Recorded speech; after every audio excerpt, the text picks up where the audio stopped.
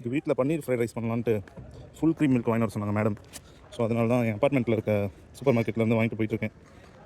இவன் பன்னீர் ஃப்ரைட் ரைஸ்ன்னு சொல்லிட்டு full cream மில்க்குன்றானே பார்த்தீங்களா? பன்னீர் வந்து இந்த ஃபுல் க்ரீம் மில்கில் இருந்து பண்ணலான்னு இருக்கும்.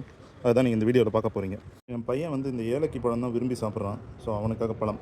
3rd ஃப்ளோர் வந்துட்டேன். இப்போ இதை போய் காட்டினோடனே 2 பேரும் இன்னும் ரியாக்ஷன் கொடுப்பாங்க பாருங்களேன். பார்த்தீங்களா? மஷ்ரூம் பதில் நீ தானே ஃபுல் க்ரீம் மில்க் பன்னீர் வாங்க சொன்னேன். பாருங்கள், மங்கி மாதிரி ஏறி இந்த பழத்தை பறிக்க ட்ரை பண்ணுறான். லெமன் போடணுமா? இப்போ பால் காய்ச்சி சீக்கிரம் இல்லையா? இந்த மாதிரி தண்ணி மாதிரி வந்தாலே பால் தெரிஞ்சிருச்சுன்னு பாருங்க.